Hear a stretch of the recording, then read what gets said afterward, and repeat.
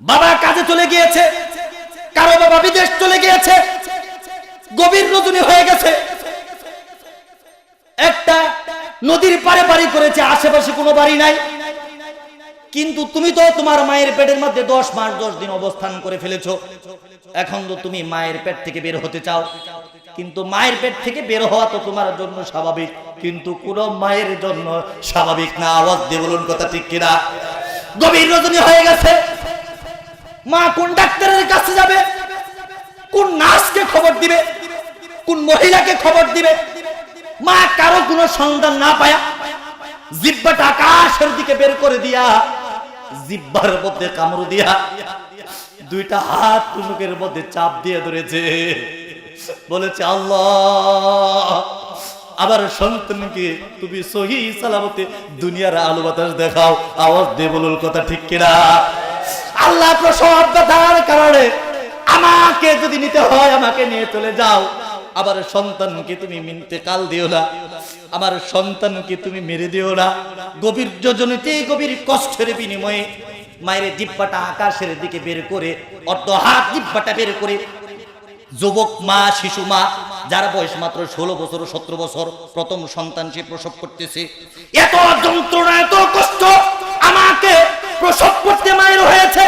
মা জিহ্বার মধ্যে কামড় দিয়ে আকাশের দিকে তাকিয়ে বলে, প্রভু আমার জীবন দিয়া হলেও আমার সন্তানকে তুমি বাঁচায় রাখো।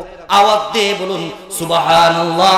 আলহামদুলিল্লাহ নাহমাদুহু ওয়া নাস্তাঈনুহু ওয়া নাস্তাগফিরুহু ওয়া নাউযু বিল্লাহি মিন শুরুরি আনফুসিনা ওয়া মিন সাইয়্যাতি আ'মালিনা। من يهده الله فلا مضل له ومن يضلله فلا هادي له ونشهد أن لا إله إلا الله وحده لا شريك له ونشهد أن سيدنا وسندنا ومولانا محمدا عبده ورسوله الذي أرسله بالحق بشيرا ونذيرا وداعيا إلى الله بإذنه وسراجا وقمرا منيرا فأعوذ بالله من الشيطان الرجيم وقضى ربك ألا تعبدوا إلا إياه ألا تعبدوا إلا إياه وبالوالدين إحسانا إما يبلغن عندك الكبر أحدهما أو كلاهما فلا تقل لهما أف ولا تنهرهما وقل لهما قولا كريما واخفض لهما جناح الذل من الرحمة وقل رب ارحمهما كما ربياني صغيرا عن أبي هريرة رضي الله تعالى عنه قال جاء رجل إلى رسول الله صلى الله عليه وسلم فقال يا رسول الله من أحق الناس بحسن صحابتي قال أمك قال ثم من قال أمك قال ثم من قال أمك قال ثم من قال أبوك وقال تعالى في شان حبيبه ومحبوبه آمرا ومخبرا إن الله وملائكته يصلون على النبي ইয়া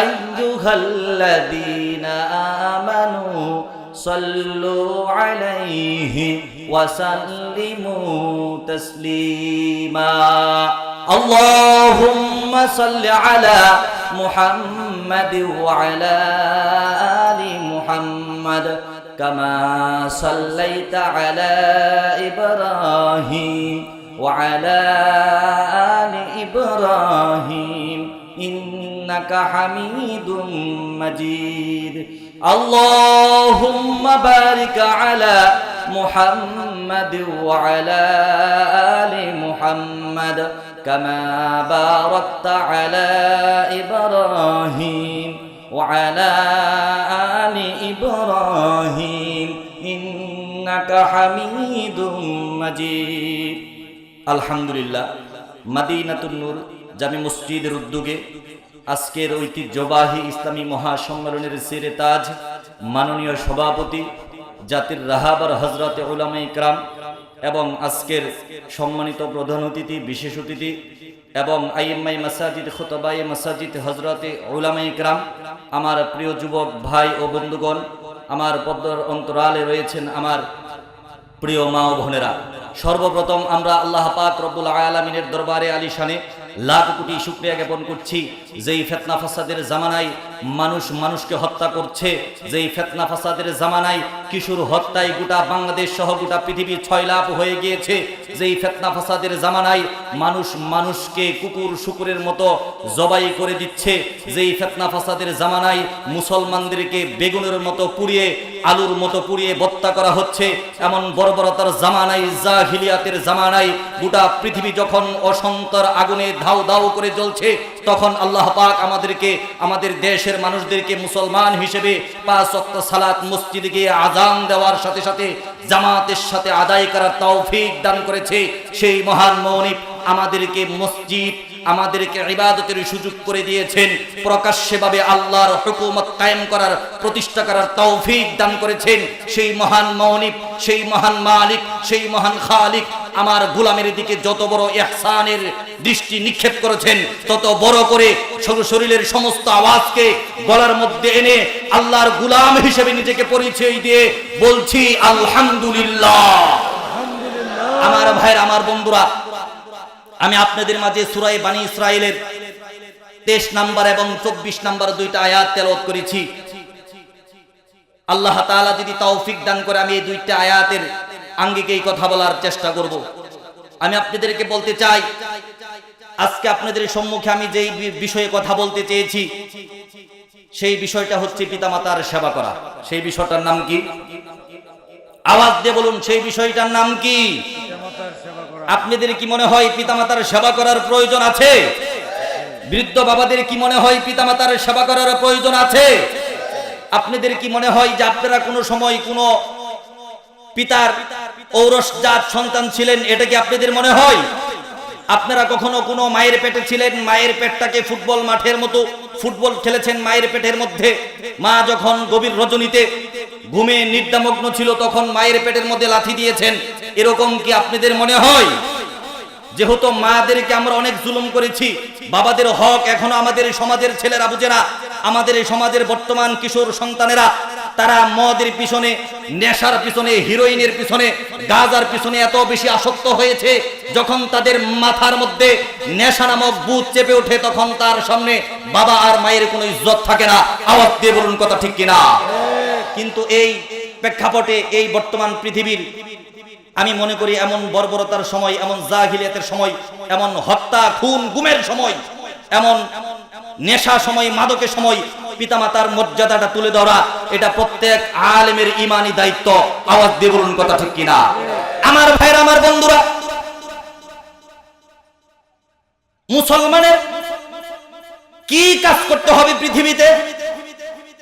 পৃথিবীতে এসে মুসলমানের দায়িত্ব কি হবে মুসলমান পৃথিবীতে কার ইবাদত করবে কার ইবাদত করার পরে মুসলমান কিভাবে জীবন যাপন করবে আল্লাহ পাক রব্বুল আলামিন সূরা বানী ইসরাঈলের 23 নম্বর আয়াতে এর ব্যাখ্যা দিয়েছেন আল্লাহ পাক বলে দিয়েছেন ওয়া কাদা রাব্বুকা আল্লা তা'বুদু ইল্লা ইয়াহু ওয়া বিল ওয়ালিদাইনি ইহসানা। আওয়াজ দিয়ে বলুন সুবহানাল্লাহ।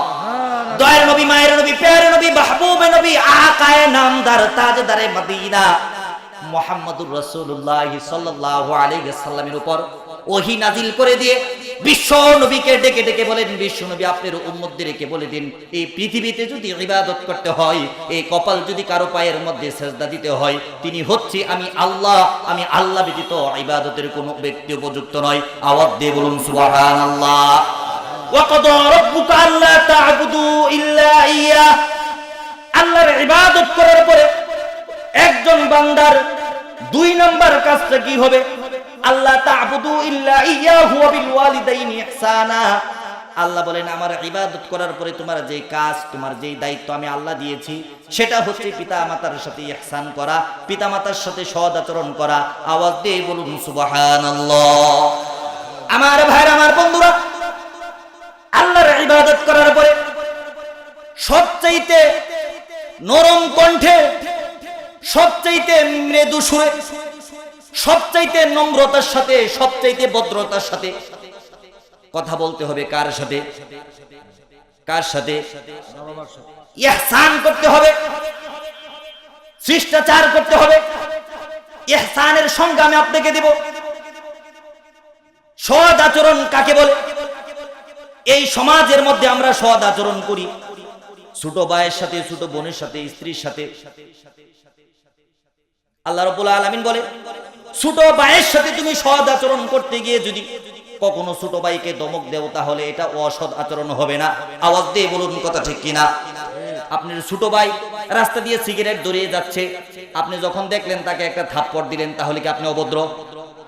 ছোট ভাইকে থাপ্পড় দেওয়ার সাথে সাথে ভদ্রতা শেখানো হয়। সমাজের মানুষ তখন আপনাকে ভদ্রলোক বলবে। স্ত্রীকে আপনি অনেক বেশি ভালোবাসেন, অনেক বেশি সম্মান করেন, স্ত্রীকে শরীয়ত একটা থাপ্পড় দেওয়ার অনুমতি দিয়েছে। আওয়াজ দিয়ে বলুন কথা ঠিক কিনা?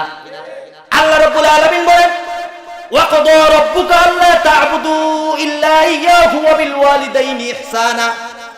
পিতামাতার সাথে সৎ আচরণ করতে হবে, ইহসান করতে হবে।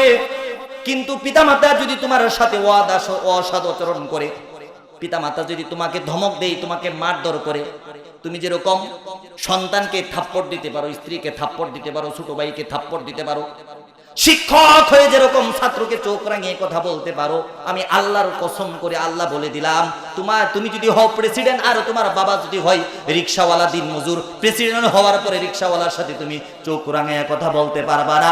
আওয়াজ দিয়ে বলুন সুবহানাল্লাহ। 2 নাম্বার কাজ কি করতে হবে?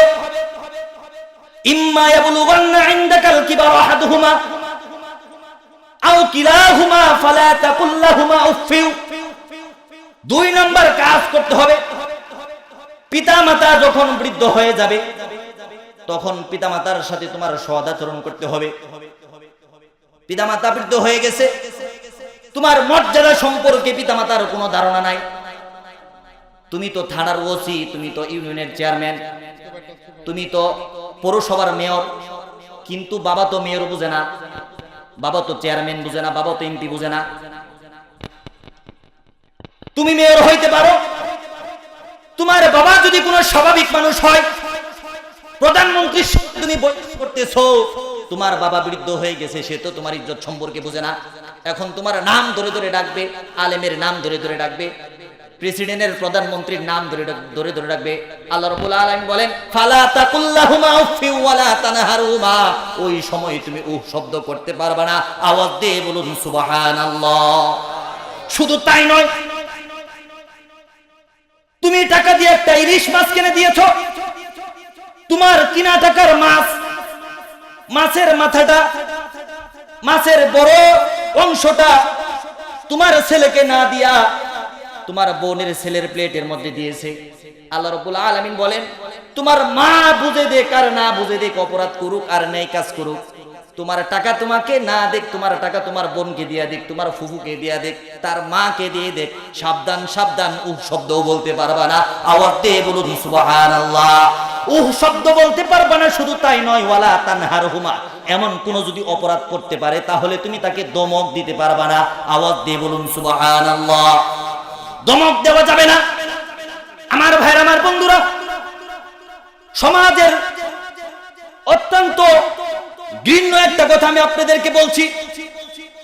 আমাদের সমাজের কিছু মাতবর আছে, আমাদের সমাজের কিছু গ্রাম্য মাতাব্বর আছে, যদি কোনো ধ্যান দরবার হয় সমাজের মধ্যে, তাহলে ওই মাতবরেরা চিন্তা করে কার পক্ষে কথা বলবো, এটা রাত্রে ঘুমায় ঘুমায় ঠিক করে কথা কার পক্ষে বলতে হবে। আওয়াজ দিয়ে বলুন কথা ঠিক কিনা। কিছুদিন আগে মিডিয়া মারফতে খবর পেলাম, এক এলাকার মধ্যে বাবা একটা অপরাধ করেছে। যে অপরাধ করুক সন্তান কি বিচার করতে পারবে? আপনার বয়স 40 বছর, আপনার বাবার বয়স 65 বছর, বাবা শয়তানের দুকাই পড়ে 65 বছর বয়সে কোনো মহিলার সাথে জেনা করে ফেলেছে। 65 বছর বয়সে কোনো মহিলাকে দ্বিতীয় বিবাহ করেছে। 65 বছর বয়সে সে মদ পান শুরু করে দিয়েছে। আল্লাহ রাব্বুল আলামিন বলেন, বাবা জেনা করেছে, বাবা মদ পান করেছে, বাবা অসামাজিক ভাবে আরেকজন স্ত্রীকে বিবাহ করেছে, এর বিচার আমি করব সন্তান, এর বিচার করার মতো কোনো অধিকার আমি তোমাকে দেই নাই। আওয়াজ দিয়ে বলুন সুবহানাল্লাহ। এর বিচার তুমি করতে পারবে না। মিডিয়া মারফতে দেখতে পেলাম আমাদের বাংলাদেশের ঘটনা, বাবা অপরাধ করেছে, 70 বয়স হবে, সমাজের মাতবরেরা দরবার করার পরে, মিটিং করার পরে সিদ্ধান্ত নিল এই অপরাধের বিচার কি হবে। অপরাধের বিচার হবে 100 পিটন দেওয়া, 100 মাইট দেওয়া। সন্তানের হাতের মধ্যে লাঠি তুলে দেওয়া হলো। সন্তান তার বাবাকে মারতে মারতে জমিনের সাথে মিশাইয়া দিল। বাবা কাঁদতে কাঁদতে শেষ পর্যন্ত সন্তানের পায়ে ধরে ফেললো। আল্লাহর কসম করে বলি, আল্লাহর কসম করে, আল্লাহর কসম করে, আল্লাহর কসম করে বলি, ওই বাবা যদি সমাজের মধ্যে জিনা করে হয়ে থাকে আর ওই সন্তান যদি তার বাবাকে মারধর করে থাকে, যেই মাতবরেরা এই বিচার করলো আর যেই সন্তান প্রহার করলো, আল্লাহর কসম করে আমি কোরআনের হাফেজ হয়ে বলে যেতে চাই, এই মানুষগুলো আমার মনে হয় বিনা হিসেবে জাহান্নামে চলে যাবে। আওয়াজ দিয়ে বলুন কথা ঠিক কিনা। আমার ভাইরা, আমার বন্ধুরা, সন্তান বাবাকে মারধর করবে দূরের কথা, সন্তান বাবাকে মাকে উফ শব্দ বলতে পারবে না। তাফসীরের ভিতরে লেখা হয় উফ শব্দ তো বলতে পারবে না, তো পারবে না, বরং তুমি এমন কোন কাজ করেছো বাবা উফ বলেছে এটাও অপরাধ, কিন্তু বাবা এমন কোন কাজ করেছে যদি তুমি উফ বলো এটাও আমি আল্লাহর কাছে অপরাধ। আওয়াজ দিয়ে বলুন সুবহানাল্লাহ। কেন এত দাম দেওয়া হলো? কেন এত দাম দেওয়া হলো?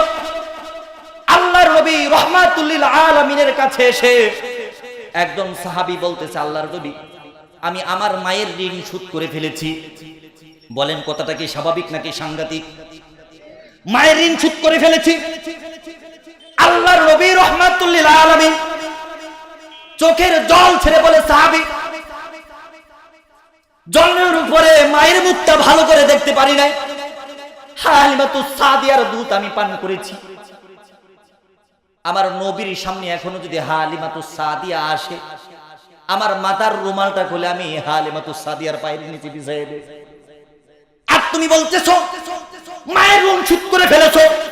সাহাবীরে, আল্লাহ পাক রব্বুল আলামিন আমাকে কোরআনে ইয়া আইয়ুহাল মুদ্দাসসির, ইয়া আইয়ুহাল মুযাম্মিল, আমাকে বিভিন্ন ভাষায় ডেকেছে, কখনো নাম উল্লেখ করে মুহাম্মদ বলে ডাকে নাই, ইয়া মুহাম্মদ বলে ডাকে নাই। ও সাহাবীরে, আমি আবু বকরের সাথে উমরের সাথে বসে রইলাম, এই বৃদ্ধা হালিমাতুস সাদিয়া আমার দুধ নিয়ে এসে আমাকে মুহাম্মদ বলে ডাকলো। সাহাবীরা রাগ করলো। আমি বিশ্বনবী আমার মাথার রুমাল খুলে হালিমাতুস সাদিয়ার পায়ের নিচে বিষয়ে বলি, মা কেন আসছেন আমাকে বলেন। সব সাহাবীরা আমার দিকে তাকায় রইলো। আওয়াজ দিয়ে বলুন সুবহানাল্লাহ। সাহাবী, তুমি কি বলছো? মায়ের ঋণ তুমি নাকি শোধ করে ফেলেছো? আমি নবী হয়ে মায়ের ঋণ শোধ করতে পারি নাই, তুমি সাহাবী হয়ে মায়ের ঋণ শোধ করেছো। আমাকে একটু বলো দেখি তুমি কিভাবে মায়ের ঋণ শোধ করে ফেলেছো। সাহাবী বলেন, আল্লাহর নবী, আমার মা অনেক বৃদ্ধা হয়ে গেছে, নিজের কাপড় শরীরের মধ্যে ভালো করে রাখতে পারে না, ঘরের মধ্যে প্রস্রাব করে, ঘরের মধ্যে পায়খানা করে। আমার মার হক আদায় করার জন্য আমি অনেক চেষ্টা করেছি, অনেক বছর যাবত আমি তাকে শুশ্রূষা করি, আমি তাকে খাবার খাওয়াই, তার সেবা করি। আমার মা বৃদ্ধ বয়সে আমাকে বলে, বাবা আমার জীবনের শেষ আশা, আমি হজ করতে চাই। আমি কি করতে চাই? আমি হজ করতে চাই। আল্লাহর নবী, আমার মায়ের অবস্থা এত করুণ, আমার মায়ের অবস্থা এত বেশি খারাপ, মা হাঁটতে পারে না, চলতে পারে না। আমার মাকে আমি জুরির মধ্যে বড়লাম, একটা জুরির মধ্যে বড়লাম। ফলের জুরি আছে না, ফলের ট্রে কি আপনারা চিনেন? ফলের জুরির মতো একটা ট্রের মধ্যে, একটা জুরির মধ্যে আমি সাহাবী আমার মাকে বলে নিলাম। আমার বৃদ্ধা মাকে মাথার মধ্যে চড়াইয়া হাঁটতে হাঁটতে বহু দূর পথ ধরে আমি মক্কা চলে গেলাম। মক্কা মুআজ্জামা যখন আমি চলে গেলাম, মক্কা শরীফটাকে আমি 7 বার তওয়াফ করলাম। কয়বার? যখন 7 বার মক্কা শরীফ তওয়াফ করেছি, আমার মা আমার মাথার মধ্যে রয়েছে। 7 বার যখন মক্কা শরীফ তওয়াফ করেছি, মিনায় গেলাম, মুজদালিফায় গেলাম, আরাফার ময়দানে অবস্থান করলাম। আল্লাহর নবী আমার মাকে নিয়ে আবার যখন আমি বাড়িতে আসি, আমার মা 2টা হাত তুলে, ও নবী তোমার প্রভুর ওদিকে আল্লাহর কাছে আমার মা আমার জন্য দোয়া করেছে। এতেই বুঝতে পেরেছি মনে হয় আমার মায়ের ঋণ আমি শোধ করে ফেলেছি। আওয়াজ দিয়ে বলুন সুবহানাল্লাহ। রাহমাতুল লিল আলামিন, দয়ার নবী, মায়ের নবী, প্যার নবী, মাহবুব নবী, সরদার নবী, আকাই নামদার তাজদারে মদিনা মুহাম্মদুর রাসূলুল্লাহ সাল্লাল্লাহু আলাইহি ওয়াসাল্লাম চোখের জল ছেড়ে দিয়ে বলেন, সাহাবীরে তুমি মাকে মাথার মধ্যে নিয়ে কাবা শরীফকে 7 বার প্রদক্ষিণ করেছো, মিনায় গেছো, মুজদালিফায় গেছো, আরাফার ময়দানে গিয়েছো। সেই সাথে সাথে সাহাবী তোমার বুকের চামড়া আর পেটের চামড়াটা যদি জুতা বানায় মাকে দিতা, মা যদি আজীবন এই জুতা পরে সফর করতো, প্রস্রাব করতো, পায়খানা করতো, এরপরে আমি বিশ্ব নবী বলে দিলাম তুমি সাহাবী, মায়ের ঋণ শোধ করতে পারবা না। আওয়াজ দিয়ে বলুন সুবহানাল্লাহ। মায়ের ঋণ শোধ করা সম্ভব? মায়ের ঋণ কি শোধ করা সম্ভব? মায়ের ঋণ শোধ করা সম্ভব না।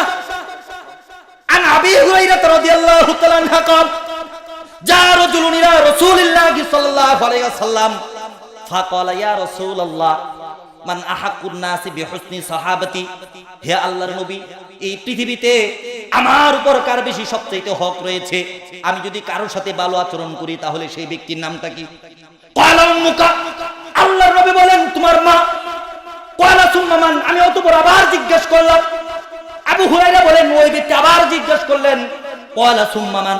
অতঃপর কে? আল্লাহর নবী বলে দেন قال امك।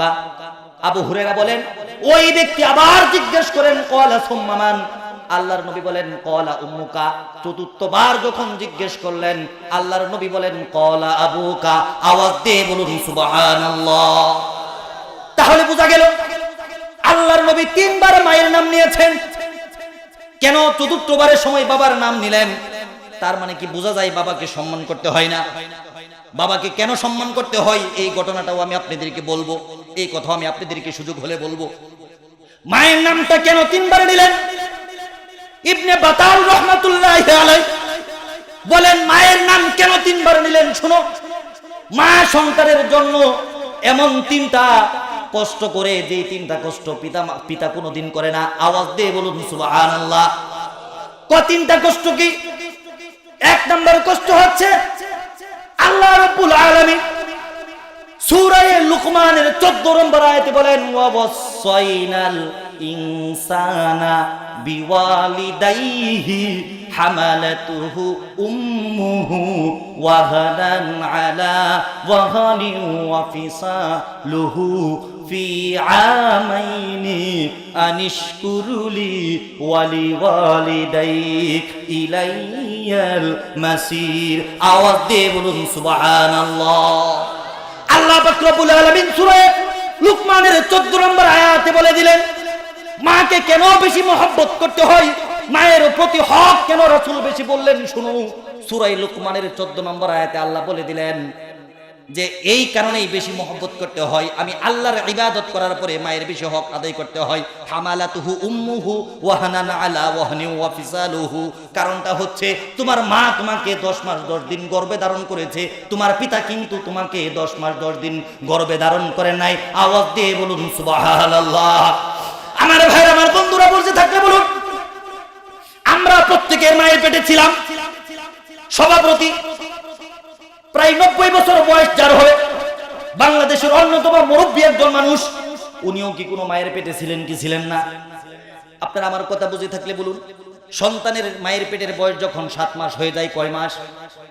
যখন সন্তানের বয়সটা 7 মাস হয়ে যায়, তখন সন্তান মায়ের পেটের মধ্যে হাত নাড়াতে শিখে, পা নাড়াতে শিখে। 7 মাস থেকে 10 মাস পর্যন্ত প্রত্যেক দিন একটা সন্তান তার মায়ের পেটের মধ্যে যদি 10টা করে লাথি দেয়, কয়টা লাথি? 10টা করে লাথি যদি একটা সন্তান 3 মাস পর্যন্ত দেয়, 10টা করে লাথি দিলে 1 মাসে লাথি হবে 300, আর 3 মাস লাথি দিলে না লাথি হবে 900। আওয়াজ দিয়ে বলুন কথা ঠিক কিনা? গভীর রজনী হয়ে গেছে, আমার বাবা কাজ করে এসে, আমার বাবা রিকশা চালিয়ে এসে, তোমার বাবা রিকশা চালিয়ে এসে কাজ করে আছে, তোমার বাবা চেয়ারম্যানের কাজ সম্পাদন করে, তোমার বাবা প্রধানমন্ত্রীর কাজ সম্পাদন করে ঘরে এসেছে, তোমার মা তোমার বাবার পাশে বসে বসে ঘুমাচ্ছে, তোমার মা তোমার বাবার পাশে পাশে বসে ঘুমায়। গভীর রজনী হয়ে গেছে, তোমার বয়স তখন মায়ের পেটের মধ্যে 9 মাস। বুঝে থাকলে বলুন, তখন তো তোমার শক্তি হয়েছে, মায়ের পেটের মধ্যে লাথি দেওয়ার মতো ক্ষমতা তোমার হয়ে গেছে। গভীর রজনী মা যখন ঘুমিয়ে ঘুমিয়ে স্বপ্ন দেখে, স্বপ্নের মধ্যে তখন মায়ের পেটের মধ্যে তুমি একটা লাথি দিলা, মা ঘুম থেকে উঠে বসে ক্রন্দন করে, বাবা পাশে শুয়ে আছে, বাবা হঠাৎ করে উঠে বসে ডাক দিয়ে বলে, আব্দুল্লাহর মা, কেন তুমি কাঁদো? কেন তুমি কাঁদো? আমার মা চোখের জল ছেড়ে তখন বলেছিল, মুস্কি হেসে বলেছিল, আমার স্বামী তুমি ঘুমাও, কোনো অসুবিধা নাই।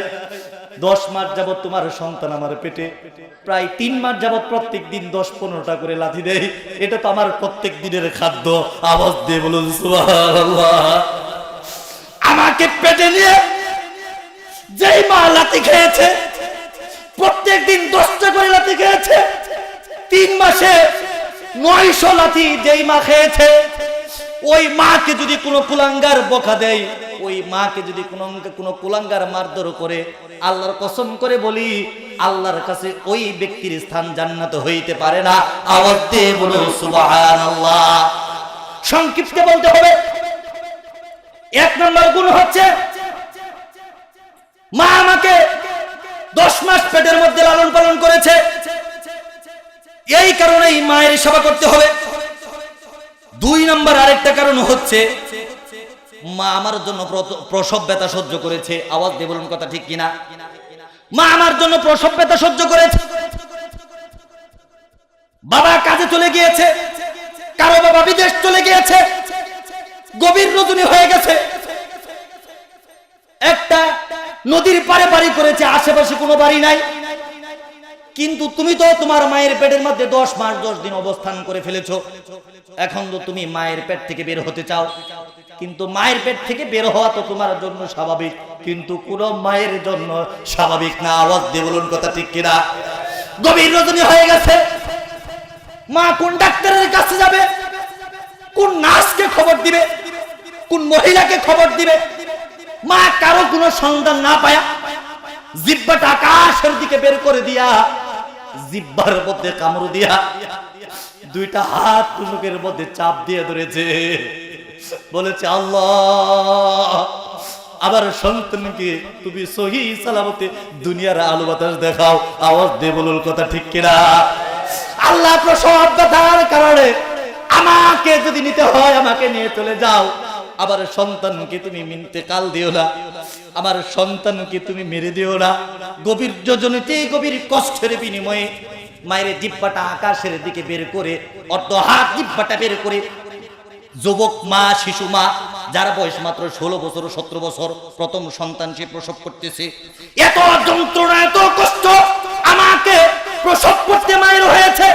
মা জিহ্বার মধ্যে কামড় দিয়ে আকাশের দিকে তাকিয়ে বলে, প্রভু আমার জীবন দিয়া হলেও আমার সন্তানকে তুমি বাঁচায় রাখো। আওয়াজ দিয়ে বলুন সুবহানাল্লাহ। আল্লাহ রাব্বুল আলামিন বলেন, ইবনে বাতাল বলেন, তোমার মা তোমাকে পেটে ধারণ করেছে, তোমার মা তোমার প্রসব ব্যথা সহ্য করেছে। এই যে 2টা কারণ গেল, আরেকটা কারণ হচ্ছে ওয়াল ওয়ালিদাতু ইউরদিনা আওলাদাহুন্না হাওলাইনি কামিলাইনি। 3 নাম্বার কারণটা হচ্ছে, তোমার মা তোমাকে পুরনো 2 বছর দুধ পান করিয়েছে। কয় বছর দুধ পান করিয়েছে? 2 বছর তোমাকে দুধ পান করিয়েছে। ডাক্তারের মতে, বৈজ্ঞানিকের মতে একজন সুস্থ সন্তান মায়ের স্তন থেকে প্রত্যেক দিন অন্তত 8 বার দুধ পান করে। কয়বার দুধ পান করে? অন্তত 8 বার দুধ পান করে। 8 বার যদি কোনো সন্তান দুধ পান করে, একটা বাচ্চা যদি প্রত্যেকবার 250 গ্রাম করে দুধ পান করে, তাহলে দৈনিক 8 বার সে 2 কেজি দুধ পান করবে। আওয়াজ দিয়ে বলুন কথা ঠিক কিনা?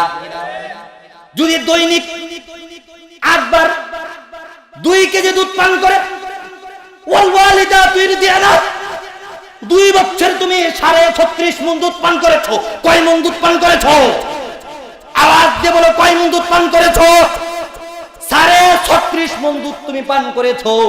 আমি তোমাকে বলতে চাই, 1 ফোঁটা দুধ তোমার মুখে না দিয়া যদি 2 ফোঁটা লবণ ঢেলে দিত, তাহলে তোমার জীবনের কোনো দাম থাকতো না।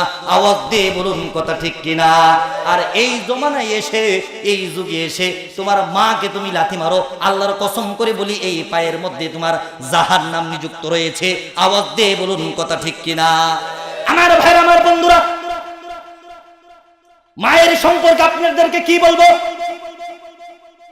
মুয়াবিয়া ইবনে জাহামা রাদিয়াল্লাহু তাআলা আনহু আল্লাহর নবীর কাছে এসে বলেন, আল্লাহর নবী, আরাদতু আন আযওয়া, আমি জিহাদের ময়দানে যেতে চাই। জিহাদের ময়দানে গিয়ে কাফেরের সাথে যুদ্ধ করতে করতে আমি জান্নাত লাভ করতে চাই। আস্তাশিরুকা, আমি আপনার কাছে পরামর্শ নেবার জন্য আসছি, আপনি কি বলেন? আল্লাহর নবী বলেন, আলাকা মিন উম্মি, তোমার ঘরে কি তোমার মা রয়েছে? অসুস্থ বৃদ্ধা মা রয়েছে? উনি বলেন, নাম, হ্যাঁ, আমার ঘরে আমার মা রয়েছে। আল্লাহর নবী বলেন, যুদ্ধের ময়দানে যেতে হবে না, আলজিমহা, ওই মায়ের সেবা করো, ওই মায়ের সেবা করো। আওয়াজ দিয়ে বলুন সুবহানাল্লাহ। তোমাকে জিহাদের ময়দানে যেতে হবে না, মায়ের সেবা তুমি করো। আমি কেন মায়ের সেবা করব? আমি জান্নাত পেতে চাই। আল্লাহর নবী চোখের জল ছেড়ে দিয়ে বলেন, ইন্নাল জান্নাতা ইনদার রিজলিহা, যে জান্নাত তুমি জিহাদের ময়দানে খুঁজতে চাও, আমি আল্লাহর নবী ঘোষণা করে দিলাম, ওই জান্নাত আল্লাহ পাক রব্বুল আলামিন তোমার মায়ের পায়ের নিচে রেখে দিয়েছেন। আওয়াজ দিয়ে বলুন সুবহানাল্লাহ। মায়ের হক আদায় করে কোনোদিন সম্ভব নয়। এবার প্রশ্ন আছে, হুজুর, বাবার কথা তো কিছু বলেন না, আমরা পুরুষ মানুষ, আমরা কি সন্তানের জন্য কিছু করি না? আমার ভাইয়ের, আমার বন্ধুরা, বাবার কথা কি বলবো? বাবারও তো সেই মোমের মতো, যে শুধু রোদের মধ্যে পুড়ে, যে শুধু আগুনের মধ্যে পুড়ে, যে শুধু কয়লার মধ্যে পুড়ে, যে ইট খোলার মধ্যে গিয়া পুড়ে, যে কামারের দোকানের মধ্যে পুড়ে, যে রিকশার মধ্যে পুড়ে, যে চেয়ারম্যান হয়ে পুড়ে, যে মেয়র সাহেব হইয়া পুড়ে, যে প্রধানমন্ত্রী হইয়া রোদ্রে খামারে বৃষ্টির মধ্যে ঘোরাফেরা করে। আমি আপনাদেরকে বলতে চাই, ওই বাবা তো হচ্ছে ওই রোদের পুরার মতো, যে শুধু পুরে সারাকারও হয় আর জনগণকে আলোকিত দেয়। আওয়াজ দিয়ে বলুন সুবহানাল্লাহ।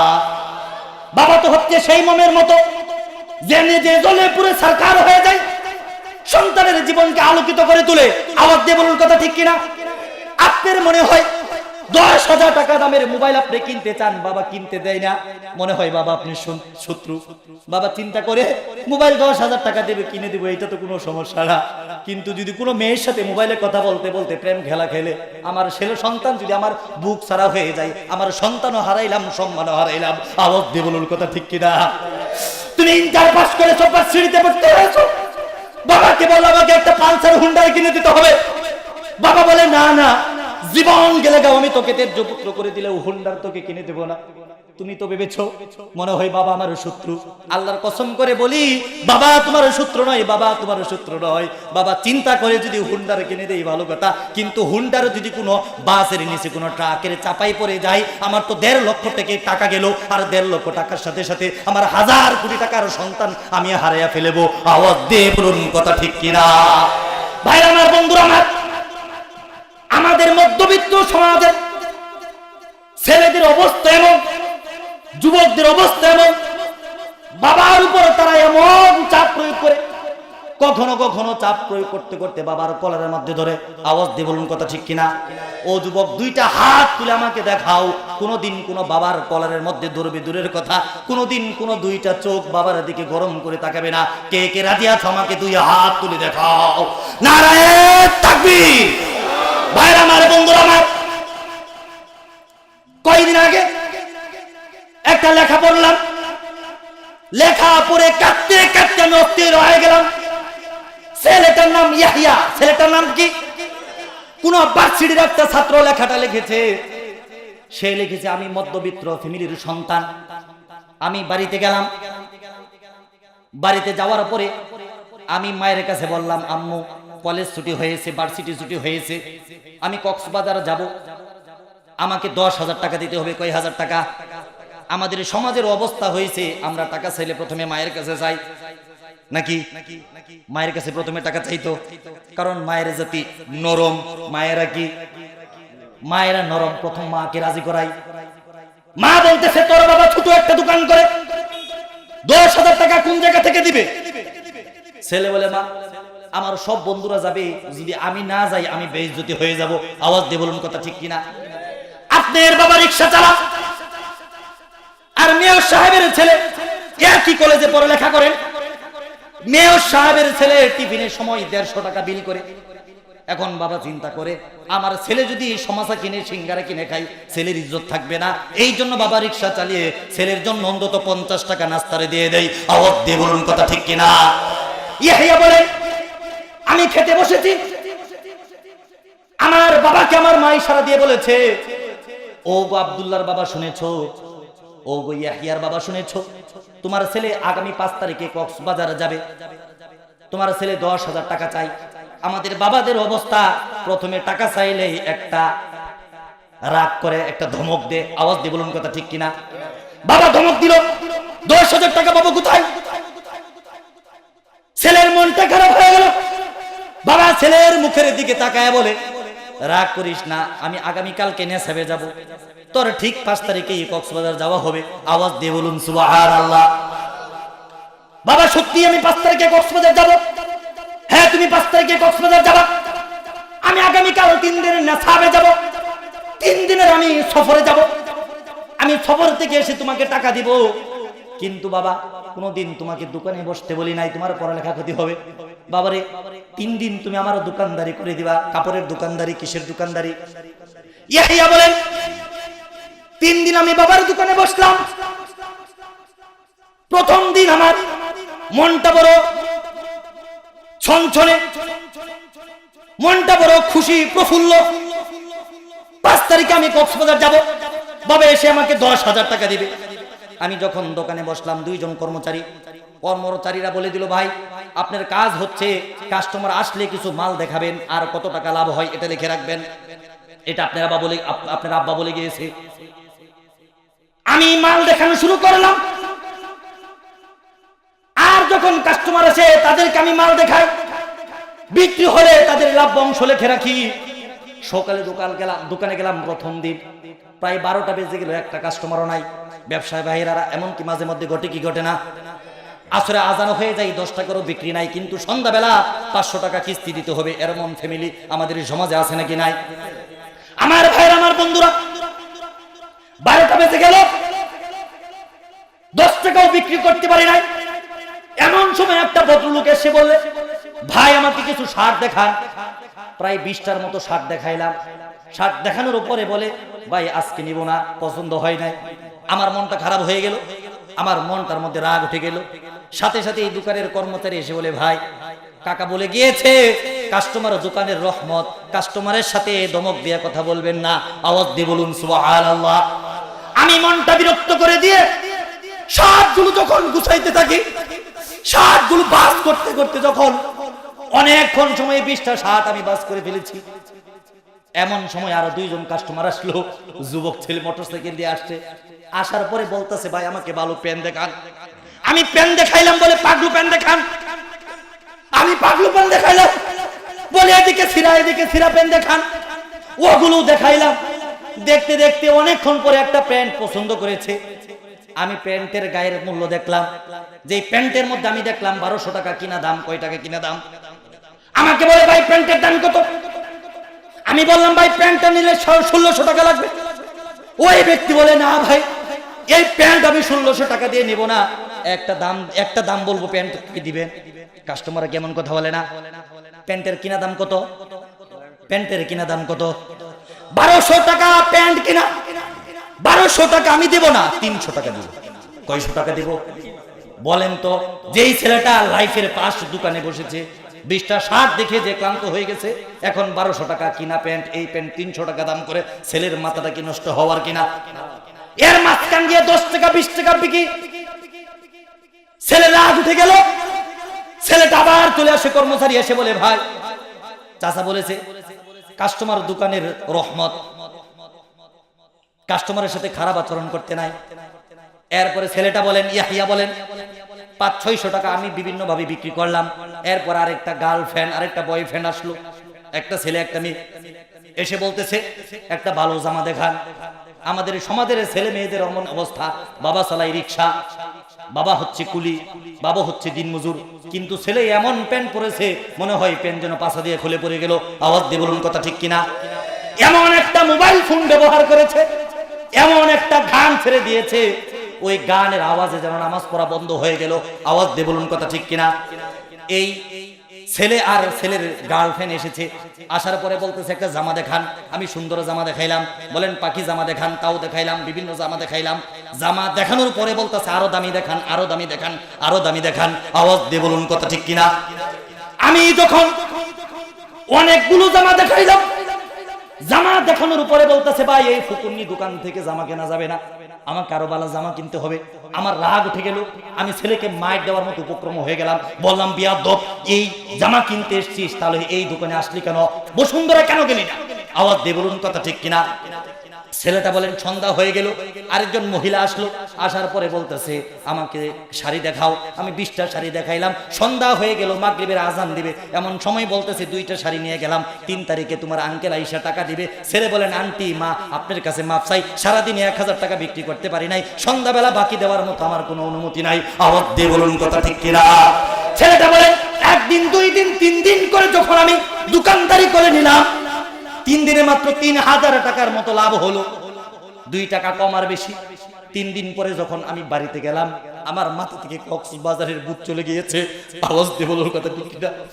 আমি চিন্তা করলাম 3 দিনে 2টা কর্মচারী খাটিয়ে, কারেন্ট বিল, দোকান বিল দিয়ে 3000 টাকা আমি লাভ করতে পারি নাই। আমার মধ্যবিত্ত ফ্যামিলির বাবা আমাকে 10,000 টাকা দিবে, এই টাকা দিয়ে আমি এক রাতে 3000 টাকা হোটেল বিল দিতে পারবো না। আওয়াজ দিয়ে বলার কথা ঠিক কিনা? সমুদ্রের উত্তাল তরঙ্গ দেখে, সমুদ্রের উত্তাল তরঙ্গের ঢেউ দেখে আমি 10,000 টাকা নষ্ট করে দিতে পারবো না। আমার বাবার বুকের মধ্যে যেই স্বপ্ন, আমার বাবার বুকের মধ্যে যেই চোখের ঢেউ জল প্রশান্ত মহাসাগরের মতো বয়ে যাচ্ছে, আমার বাবার চোখের ঢেউ, আমার বাবার বুকের ঢেউ আমাকে নিবারণ করতে হবে। আওয়াজ দিয়ে বলুন সুবহানাল্লাহ।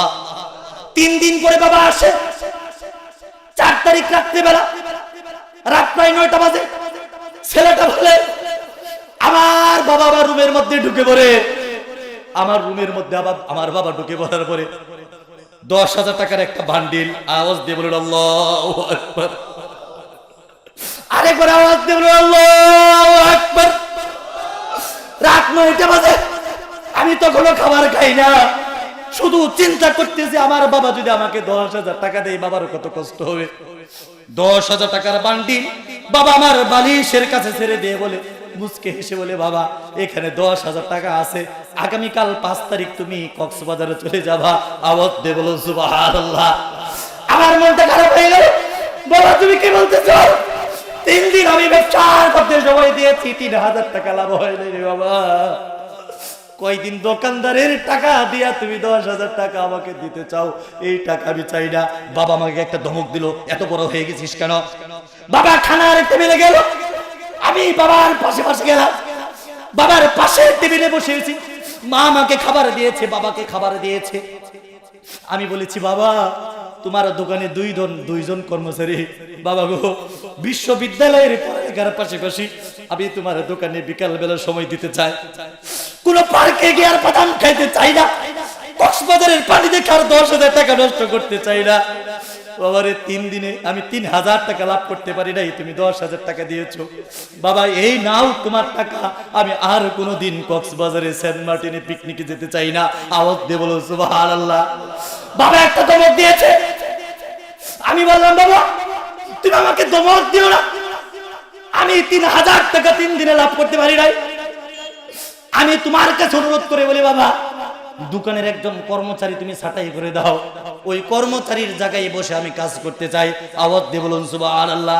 আমি আপনাদেরকে আগেই বলেছি, বাবা হচ্ছে এমন একজন মানুষ যে নিজেকে মোমের মধ্যে জ্বালাইয়া মোমের মতো পুরাইয়া, যেই বাবা নিজেকে মোমের মতো পুরাইয়া দিয়া সারকার করে দিয়া সন্তানের জীবনকে আলোকিত করে তুলে।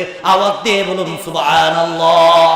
সন্তান যখন কাঁদতে কাঁদতে অস্থির, তখন বাবা ধমক দিয়ে বলেন, ও আমার স্ত্রী, তরকারির মধ্যে কেন এত ঝাল দিছো? তরকারির মধ্যে এত ঝাল তুমি কেন দিলা? তরকারির জাজের কারণে, পেঁয়াজের জাজের কারণে আজকে আবার চোখ দিয়া জল পড়ে। আল্লাহর কসম করে বলি, এই বাবার চোখের জল, এই বাবার চোখের জল পেঁয়াজের জাজের জল নয়, এই বাবার চোখের জল। আমার সন্তানকে কেন ব্যবসার মধ্যে পাঠাইলাম? ব্যবসার প্রতি লোক ঢুকে গেছে, মনে হয় সন্তানের পড়ালেখা নষ্ট হয়ে যাবে। আওয়াজ দিয়ে বলুন সুবহানাল্লাহ। আমাদের সমাজে এখনো অনেক বাবা আছে যারা নিজেদের জীবনকে, যারা নিজেদের যৌবনকে বিসর্জন দিয়া, তাদের জীবনকে বিসর্জন দিয়া ছেলেদেরকে অফিসার করে তুলে। আওয়াজ দিয়ে বলুন কথা ঠিক কিনা? ছেলেদেরকে অফিসার করে তুলে, কিন্তু অফিসার ছেলেরা নোংরা বাবার পরিচয়, নোংরা জামার পরিচয়, 10 টাকা দামের টুপির পরিচয়, জাকাতের লঙ্গির পরিচয় দিতে লজ্জাবোধ করে। এই জন্যই অনেক সমাজে বাবার পরিচয় দেয় না। আল্লাহর কসম করে বলি, আল্লাহ রাসূলের কাছে একজন সাহাবী গিয়ে বলেন, আল্লাহর নবী, আমার বাবা আমার মা আমার উপর কি হক রাখে? আল্লাহর নবীও বলেন, কি হক রাখে মানে? হুমা জান্নাতুকা ওয়া নারুকা। আওয়াজ দিয়ে বলুন সুবহানাল্লাহ। তারাই তোমার জান্নাত, তারাই তোমার জাহান্নাম। তোমার বাবা আর তোমার মা যদি তোমার উপর সন্তুষ্ট থাকে তাহলে তুমি জান্নাতি, আর তোমার বাবা আর তোমার মা যদি তোমার উপর সন্তুষ্ট না থাকে তাহলে তুমি জাহান্নামী। আওয়াজ দিয়ে বলুন সুবহানাল্লাহ। আমার ভাইরা, আমার বন্ধুরা, আরেকটা ছোট্ট ঘটনা আপনাদেরকে শোনাতে চাই। এই সমাজের পৃথিবীর মানুষেরা এত বেশি নির্লজ্জ হয়েছে।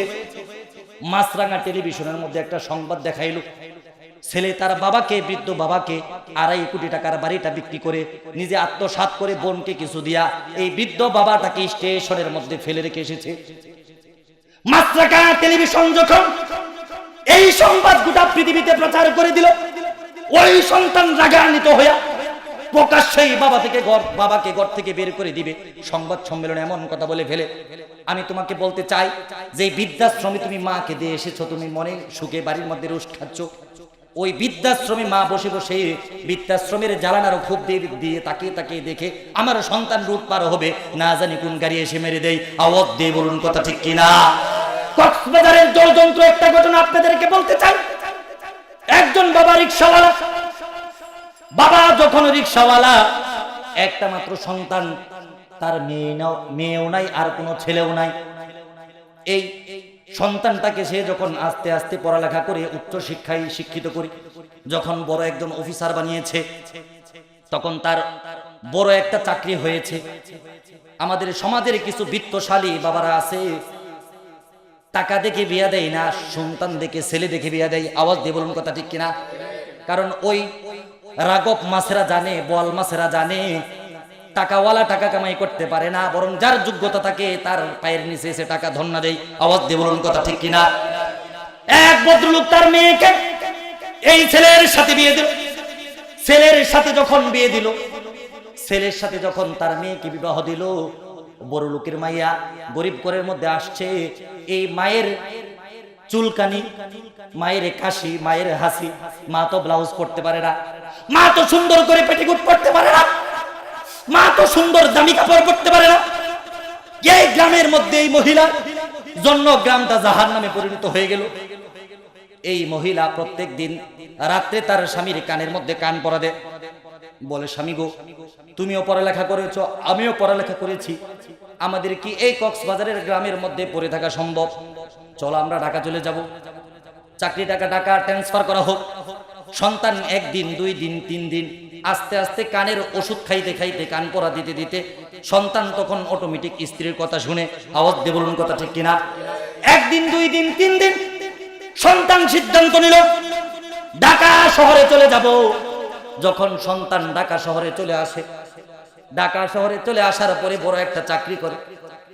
চাকরি করার পরে প্রত্যেকদিন সুন্দর জীবন যাপন করে 1 বছর 2 বছর 3 বছর হয়ে যায়, 4 বছর হয়ে যায়।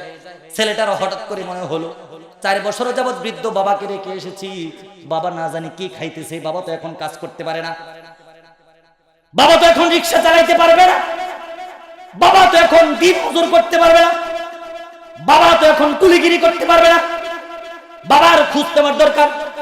আমাদের সমাজের বদলোকদের অবস্থা হচ্ছে, বাবা যখন অসুস্থ হয়ে মরে, বাবা যখন প্যারালাইসিস হয়ে ঘরে পড়ে থাকে, তখন একটা প্যারাসিটামল না কিনে দেওয়ার মতো সন্তান কিন্তু আমাদের হয় না।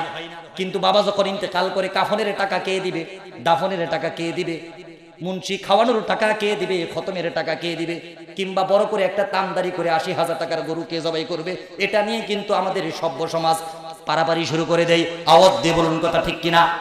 ছেলে চিন্তা করলো 4 বছর হয়ে গেল, বাবার খবর নেই না, অসুস্থ মায়ের খবর নেওয়া হয় না, আমি আজকে কক্সবাজারে যাব, দিনের বেলা যদি যাই মানুষ দেখে বিভিন্ন রকম প্রশ্ন করবে। ছেলে চিন্তা করলো আজকে নাইট ক্রুজে আমি কক্সবাজার চলে যাব।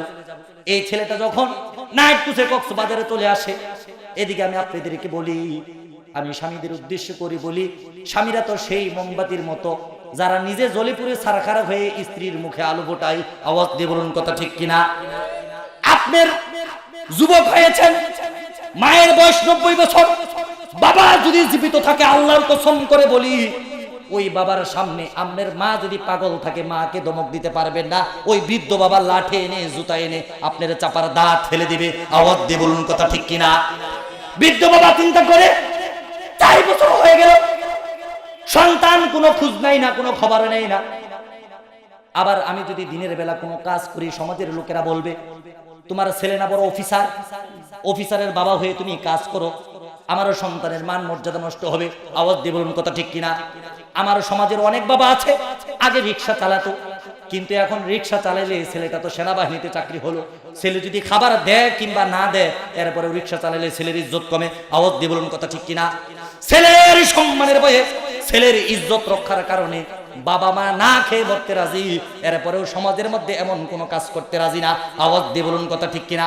বাবা চিন্তা করে আমার স্ত্রী অসুস্থ, 4 বছর যাবত প্যারালাইসিসের রোগী, ঘরের মধ্যে প্রস্রাব করে, ঘরের মধ্যে পায়খানা করে। আমারও জমি ছিল, আমি সব বিক্রি করে ছেলের চাকরির জন্য টাকা দিয়েছি। আমার গরু ছিল, এসএসসি পরীক্ষার সময় দিয়েছি। আমার মহিষ ছিল, ইন্টার পরীক্ষার সময় দিয়েছি। বিশ্ববিদ্যালয়ের সময় আমি 4% জমি বিক্রি করে দিয়েছি। চাকরির সময় জমি বিক্রি করে দিয়েছি, যা ছিল সব বিক্রি করে দিয়েছি। মাত্র 2% জায়গার মধ্যে আমি স্ত্রীকে নিয়ে ঘর বানিয়ে থাকি। মাটির ঘরের মধ্যে, টিনের চালার মধ্যে আর কত শান্তি হবে। এখন চিন্তা করে আমার স্ত্রী প্যারালাইসিস, দিনের বেলায় যদি আমি মজুর কাজ করি মানুষ আমাকে খারাপ বলবে, আমার সন্তানকে বকা দিবে, সন্তানের ইজ্জত রক্ষা করতে হবে। আবার বৃদ্ধ বয়সে বাবা তার স্ত্রীকে ওষুধও কিনে দিতে হবে। আওয়াজ দিয়ে বলুন কথা ঠিক কিনা?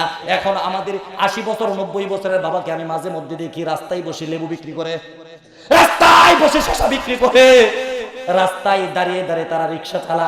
অনেক যুবক ভাই আছে ওই রিক্সাওয়ালার রিক্সার মধ্যে ওঠে না, কারণ চাচার কষ্ট হবে। চাচার রিক্সার মধ্যে উঠে চাচাকে একটু কষ্ট দিয়া 20 টাকার ভাড়াটা যদি তুমি 50 টাকা দেও, চাচার বড় উপকার হয়ে যায়। আওয়াজ দিয়ে বলো সুবহানাল্লাহ। গভীর রজনী হয়ে গেছে, বাবা এখন প্রত্যেক দিন যখন নাইট কোচের যাত্রীরা আসে, যাত্রীদেরকে নাইট কোচ থেকে রিসিভ করে বাড়ি পর্যন্ত পৌঁছে দেয়। গভীর রজনীতে ভাড়াও 2 টাকা বেশি পাওয়া যায়, আবার সন্তানের ইজ্জত নষ্ট হবে না। 4 বছর হয়ে গেল, বাবা তো এখন গভীর রজনীর রিক্সা চালক। আওয়াজ দিয়ে বলুন কথা ঠিক কিনা? যৌবনের তরুণে 25 বছর বয়সে যেই বাবা রিক্সার হ্যান্ডেল ধরেছিল, 70 বছর বয়সে যেই বাবা রিক্সার হ্যান্ডেল ছেড়ে দিল, এখন তো দেখি ওই বাবাকে আবার রিক্সার প্যান্ডেল ধরতে হয়। বাবার যৌবন কমে গেছে, বাবার শক্তি কমে গেছে, এই রিক্সা তো এখন আর সামনের দিকে আগায় না। এখন তো রিক্সার মধ্যে অটো বাইক আছে, তখন তো আর রিক্সার মধ্যে অটো বাইক ছিল না, নাকি ছিল? বাবা গভীর রজনীতে, বাবা গভীর রজনীতে কক্সবাজারের বাস স্ট্যান্ডের মধ্যে বসে রইল। সন্তান যখন একটা বড় বিটকেস নিয়ে নামলো, সন্তানের চিন্তা যদি বাবা মরে যায়, মা মরে যায়, তাহলে তাদের কবরটা পাকা করে দিব আর বড় করে একটা লিল্লার দাওয়াত করে দিব।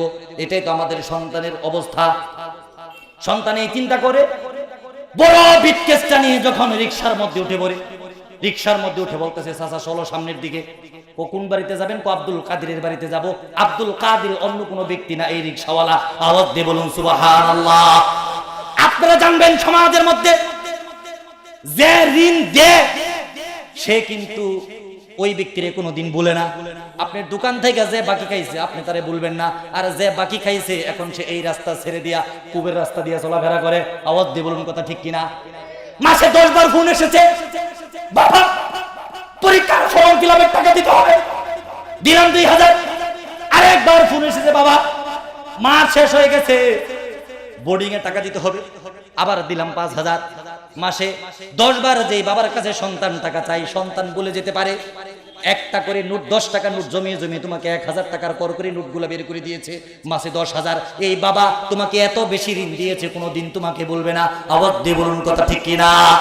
চাচা আমাকে নিয়ে চলুন কাদির সাহেবের বাড়িতে। কোন কাদির? ওই যে আগে কুলিগিরি করতো, আগে রিক্সা চালাইতো, ওই কাদিরের বাড়িতে। বাবা সন্তানের আওয়াজ শুনে বুকের ভিন্দনটা ছাড়খাড় করে কাঁদতে কাঁদতে বাবা কোমরের মাফলারটা, কোমরের গামছাটা খুলে মাথার মধ্যে বেঁধে ফেলে বলে, স্যার কাদির আপনার কি হয়?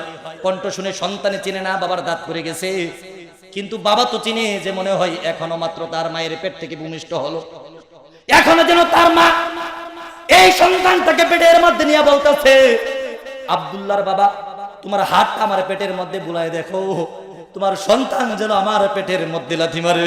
আওয়াজ দিয়ে বলুন সুবহানাল্লাহ। আপনারা জানেন একজন বাবার যত কষ্টকর দিন আছে, সবচাইতে বড় কষ্ট হচ্ছে সন্তানের লাশ কাঁধে নেওয়া। সবচাইতে বড় কষ্টটা কি? বাবা হয়ে সন্তানের লাশ কাঁধে নেওয়া, বাবা হয়ে সন্তানের লাশ কাঁধে নেওয়া। 80 বছর বয়সে, 75 বছর বয়সে যেই বাবা অটো ছাড়া রিক্সার মধ্যে 70 কেজি ওজনের বিটকেস আর 90 কেজি ওজনের যুবক সন্তানকে চড়াইছে, আপনি মনে করেন লাশ কাঁধে নেওয়া যতটুকু কষ্ট বাবার জন্য, এই সন্তানকে কাঁধে নেওয়া তার চেয়ে বেশি কষ্টকর কিনা? অনেক বেশি কষ্টকর। রিক্সাওয়ালা আস্তে আস্তে সামনের দিকে টানে আর বলতেছে, চাচা আপনি কি জানেন আব্দুল কাদির ওই কুলি ব্যক্তি এখনো জীবিত আছে নাকি ইন্তেকাল করেছে? বলতেছে, স্যার আব্দুল কাদির এখনো জীবিত আছে। তার মনটা খারাপ হয়ে গেল, বাবা যদি এখন জীবিত থাকে বাড়িতে গেলে তো আমি বেইজ্জতি হয়ে যাব। 1 ঘন্টা অনেকখানি সময় অতিক্রান্ত হওয়ার পরে ছেলেটা 2 বার বাবাকে ধমক দিয়েছে, রিক্সাওয়ালা তুমি রিক্সা চালাও, তোমার কি কোনো সন্তান নাই? তোমার কি কোনো ছেলে নাই? তোমার কি কোনো মেয়ে নাই? 80 বছর বয়সে তুমি কেন রিক্সা চালাও? বাবা কেঁদে কেঁদে বলেন, স্যার আমার একটা সন্তান ছিল, আপনার মতো অফিসার হয়ে গেছে, এখন আর আমার খবরে নেই না। ওই স্যার বলতেছে, চাচা এমন কুলাঙ্গার সন্তানের জন্য মুখের মধ্যে আপনি লাথি মারেন না কেন? আওয়াজ দিয়ে বলুন কথা ঠিক কিনা? আস্তে আস্তে রিক্সাওয়ালা বাড়ির সামনে পৌঁছে গেছে। বাড়ির সামনে যখন রিক্সাওয়ালা এসে পৌঁছে যায়, একটা ব্রিজ আছে বাড়ি থেকে অনেক উপরে। এমন সমাজে আমাদের মধ্যে ব্রিজ আছে কিনা? অনেক ব্রিজ আছে, রিক্সা উঠে না। বাবা আস্তে করে নেমে, এখন তো শক্তি শেষ, মাথার মাফলারটা খুলে কোমরের মধ্যে বেঁধে আস্তে আস্তে রিক্সাটা উপরের দিকে তুলে। বাবা যখন রিক্সাটাকে উপরের দিকে তুলে, সন্তান তখন রিক্সার পিছনে বসে বাবার কোমরের মধ্যে লাথি মারে। বাবা কোমরের মধ্যে লাথি মেরে বলে, চাচা আমাকে নামিয়ে দেন, এই যে আপনার 100 টাকা ভাড়া নেন, আমি আপনার রিক্সা করে আর যাব না, আমি করিম সাহেবের, আমি আব্দুল কাদির সাহেবের বাড়ি চিনে ফেলেছি, এই তো এই নদীর পরে এই বাড়ি, আমি আপনার রিক্সা আর যেতে চাই না। বাবা মাফলারটা কোমর থেকে খুলে বলে, বেয়াদব সন্তান, আশা করেছিলাম তুই বড় অফিসার হবি, তোর মা আর আমি ছাদের মধ্যে বসে, একটা বেঞ্চের মধ্যে বসে বসে আকাশের তারকা দেখবো আর তোর ছোটবেলার গল্প করব। তোর সন্তানকে কুলে নিয়া চুমু দিব, তোর সন্তান আমার বুকের মধ্যে জড়িয়ে ধরবে। বেয়াদব, তোর মতো সন্তান কলঙ্ক, তোর মতো কুলাঙ্গার সন্তান জন্ম দেওয়ার কারণে আজকে আমার স্ত্রীটা না খেয়ে মারা যাচ্ছে। বাবা আমাকে মাফ করে দাও, আমি অপরাধ করে ফেলেছি, আমি বুঝি নাই, বাবা আমাকে তুমি মাফ করে দাও। সন্তান যখন বাবার পিছনে পিছনে বাড়ির দিকে যায়, বাড়ি থেকে 3 জন মহিলা গভীর রজনীতে বের হয়ে যায়। গভীর থেকে বের হয়ে বলে, করিম চাচা, আপনার স্ত্রীর জন্য একটা খবর আছে। করিম চাচা বলে, ও মহিলারা, তোমরা কেন আমাকে কি খবর বলো, আমাকে জলদি বলো। আমার স্ত্রী ওষুধের জন্য কাতরাচ্ছিল, আমি তো এই তো ওষুধ নিয়ে আসছি। আমার হাতে ওষুধ না চাচা, এমন খবর না, আপনার স্ত্রীর জন্য আর ওষুধের প্রয়োজন হবে না। কেন, আমার স্ত্রীর কি হয়েছে? সন্তানটা কাঁদতে কাঁদতে অর্ধবেহুশ হয়ে গেছে। কাঁদতে কাঁদতে বলতেছে, কেন ওষুধ লাগবে না কেন, কি হয়েছে আমার মার? মহিলাগুলো বলে, বাবা তোমাকে আমি চিনি না, আব্দুল কাদের সাহেবের ওয়াইফ মাত্র ইন্তেকাল করেছে। কাদের সাহেব জমিনের মধ্যে ওরে গোরাগিরি করে বলে, ও মহিলারা, তোমরা আমাকে বলো, আমার স্ত্রী ইন্তেকালের সময় আমার ব্যাপারে কি বলেছে আমাকে বলো। না না, আপনার ব্যাপারে কিছু বলে নাই, আমার ব্যাপারে বলে নাই। কার ব্যাপারে বলেছে? আপনার স্ত্রী ইন্তেকালের সময় যখন তার মুখে পানি দিতে চাইলাম, আপনার স্ত্রী কাঁদতে কাঁদতে বলে, আল্লাহর কসম, এক ফোঁটা পানি আমি মুখের মধ্যে নেব না যতক্ষণ পর্যন্ত তোমরা আমার কলিজার টুকরা সন্তানটাকে আমার বুকে না এনে দিবে। আমি এক ফোঁটা পানি মুখের মধ্যে নেব, পানি না খেয়ে আপনার স্ত্রী ইন্তেকাল করেছে। বাবা জমিনের মধ্যে পড়ে ঘোরাঘুরি করছে, সন্তান জমিনের মধ্যে পড়ে গেল। মা গো, সুন্দরী বউ পেয়ে তোমাকে ভুলে গিয়েছিলাম, কি কলঙ্কের মধ্যে আমাকে রেখে গেলা। আমাকে সমাজের মানুষই মাফ করবে না, আল্লাহ মাফ করবে না। মহিলা বলে, আব্দুল কাদের চাচা, আপনার স্ত্রী ইন্তেকালের সময় একটি কথা বলেছে। কি বলেছে? আপনার স্ত্রী ইন্তেকালের সময় বলেছে তার একটা ছেলে অফিসার, ঢাকায় নাকি ফ্ল্যাট নিয়ে থাকে। এই ছেলেটা যদি কোনোদিন বাবার পিঠার মধ্যে আসে, আপনি যেন তাকে বুকের সাথে জড়াইয়া ধরে তার জীবনের সব ভুলগুলো ক্ষমা করে দেন। আপনি যেন তার জীবনের সব ভুলগুলো ক্ষমা করে দেন। আবার কাদের চাচা জমিনের মধ্যে ঘরে ঘরে বলে, একেই বুঝি মা বলে, একেই বুঝি মা বলে, ৭৫ বছর বয়সে এই রিক্সা চালিয়ে আমি তোকে ওষুধ কিনে দিলাম, ইন্তেকালের সময় আমার ব্যাপারে কিছু বললি না। যেই কুলাঙ্গার সন্তান তোকে কাঁদাইলো, যেই কুলাঙ্গার সন্তান আমাকে কাঁদাইলো, ওই কুলাঙ্গার সন্তানকে তুই ক্ষমা করে দিতে বলিস। আল্লাহর কসম করে বললাম, স্ত্রী, তোর মুখের মধ্যে হাত রেখে বললাম, তোর দিকে তাকিয়ে বললাম, তোর সন্তান না আমাকে অনেক কষ্ট দিয়েছে। ৮০ বছর ৭৫ বয়সে আমার কোমরের মধ্যে লাথি দিয়েছে। যা, আমি তোর জীবনের, তোর সন্তানের জীবনের সব ভুলগুলো ক্ষমা করে দিলাম। আওয়াজ দিয়ে বলল, আমার ভাইরা, আমার বন্ধুরা, এমন কুলাঙ্গার সন্তান আমাদের জমিনে আছে নাকি নেই? সন্তান আজকে যুবক তোমরা যারা আছো, বৃদ্ধ বাবারা আছো, যার বাবা ইন্তেকাল করেছে, যার মা ইন্তেকাল করেছে, কবরের পাশে দাঁড়িয়ে ৩ বার কুল আল্লাহু আহাদ বলে 2টা হাত আজকে রাত্রে কবরের পাশে গিয়া বাবার কবরে জিয়ারত করবা, মার কবরে জিয়ারত করবা, এরকম নিয়ত করতে কে কে রাজি আছো? আমাকে 2 হাত তুলে দেখাও। আল্লাহ তাআলা সকলকে কবুল করে আল্লাহুম্মা আমিন। আর যার বাবা মা জীবিত আছে, আজকে যদি তার সাথে অপরাধ করে থাকো, তার পায়ে ধরে ক্ষমা চাইতে কে কে রাজি আছো? আমাকে 2 হাত তুলে দেখাও। আল্লাহ তাআলা সকলকে কবুল করুন, বলেন আল্লাহুম্মা আমিন।